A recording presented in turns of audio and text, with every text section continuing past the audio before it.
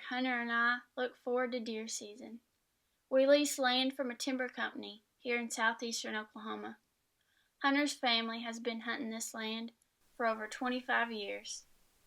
We have a blast while we're here.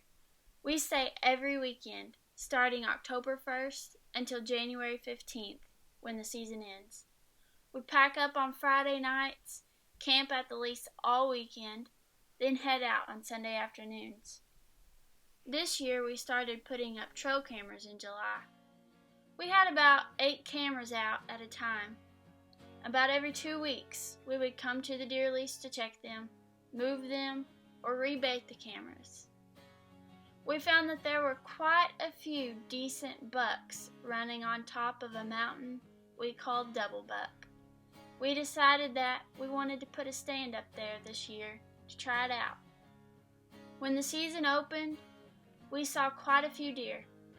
I made a few encounters with a 10-point buck that never seemed to give me a good shot. So we moved stands to try to get a better position on him or any other good bucks that might come by.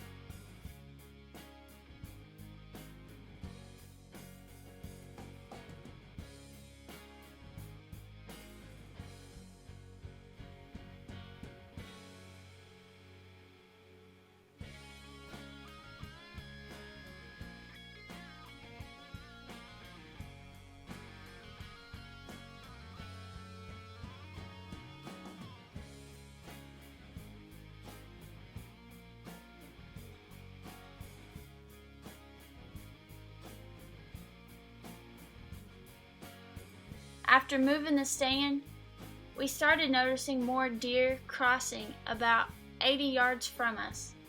So we put up another stand down there. And that is where Swoop's story begins.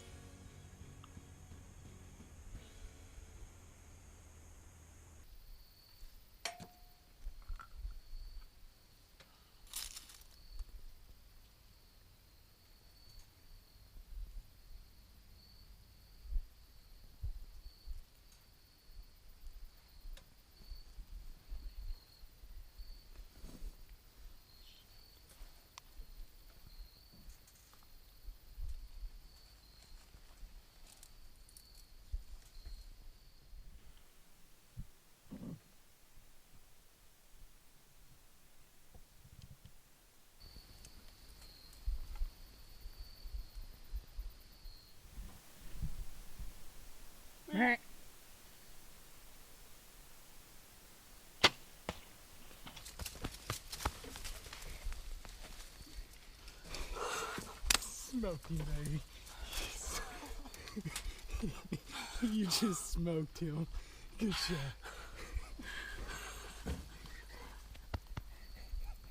Good job. Good job.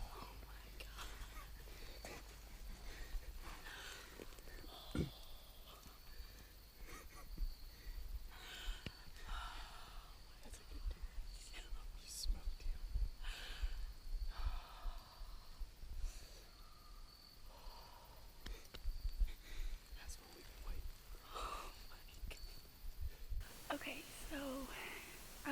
time it is. It's probably like 6:30.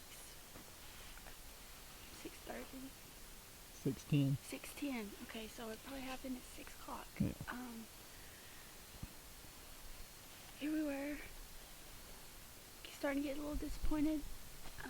Coyotes start busting off left, right, front, back, and we can hear our dogs barking like 2 miles away.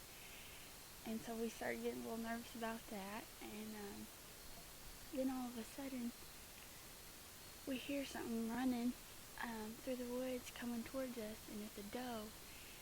And then I saw something else behind it, and they came from like 100 yards away probably, and then they went down by our old stand. Well, after they went by our old stand, they ended up turning and coming towards this way, and I did not think that they would come towards us.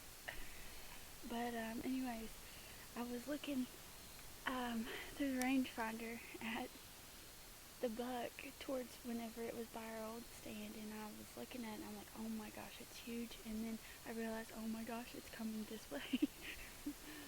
So I hurried up and put the rangefinder down, got up. I didn't hardly have any time to think, any time whatsoever. Pulled my bow back.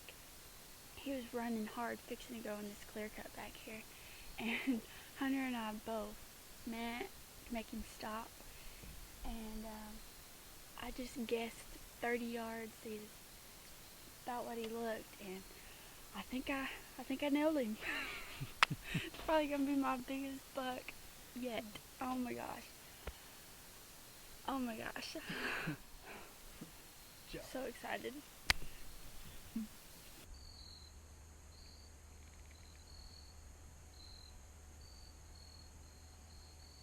Oh yeah, he's done.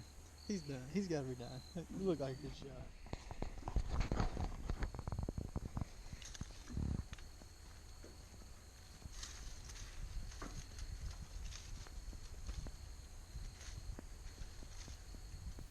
Okay, so while we were still up there, right after I shot, I ended up using the rangefinder to see how far he actually was. I guessed 30, and the tree behind him was 31. So let's go check it out.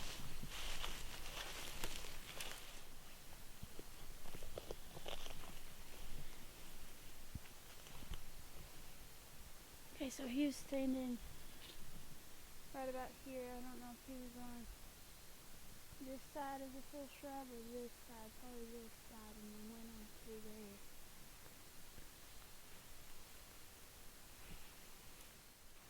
Ooh, paint trail right there. That's it.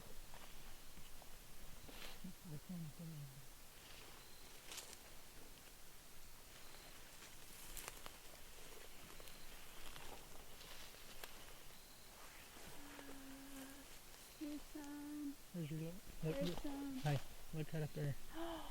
There's my arrow. Yeah, go get it.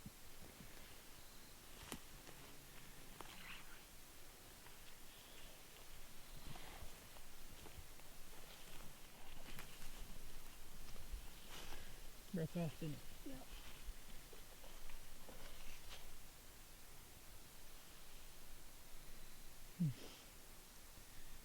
At least we got the wing knocked back. There's good blood down here on the end of it.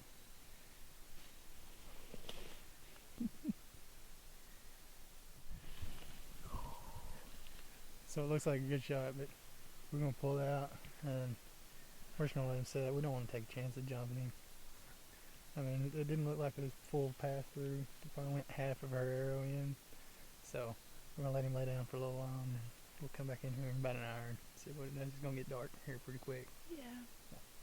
Hopefully. Alright, so we are back. We got the dogs in the truck. We decided we'd come see how far we can track it without the dogs first, and then let them get some more experience in. But we're back at the arrow, so let's see what we can find. Okay.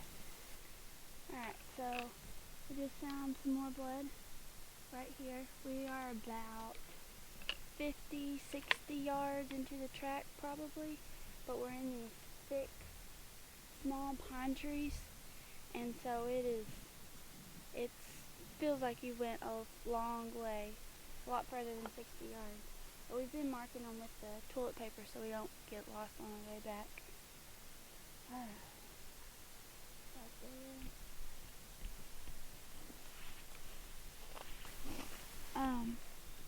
Got bubbles in it. One shot. Good, good, good. Hey, look right there. Yeah. There he is right there. No.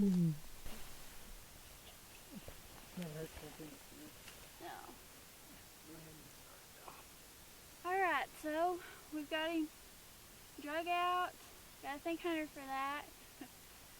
We brought him up here to gut.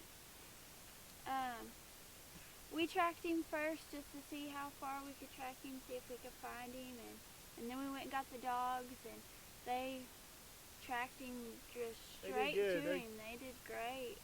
They were dragging us through that clear cut, and they went right to him. So. Yep. Gotta thank Hunter for setting me up on this nice buck and getting that humongous tree stand up in that tree. Took us about 3 hours probably, but we got it done. Yeah, and then gotta thank the good Lord for providing. If it wasn't for him, we wouldn't be here doing this. So. Yep. This deer, we call him Swoop. He's got a swoop down antler over here on this side, and he's got a funky brow tine. He's also got an extra point back here, so he makes him a 9-pointer. And another thing we noticed, like on trail cams, we've been setting him up since July, and right off the bat we can tell this one because he got a floppy ear. It's got messed up during fighting, I'm guessing, or something. But Brittany made a good shot, 30 yards. She drilled him, so it was a good deal. But now the work begins, so now we got to gut him and get him out of here. Yeah. It's my turn now, finally. So she gets to sit behind the camera. So I've been behind it this whole time. Finally got it done, and we'll switch roles up. So. All right, well, stay tuned for more episodes. Yeah, that was probably the best one.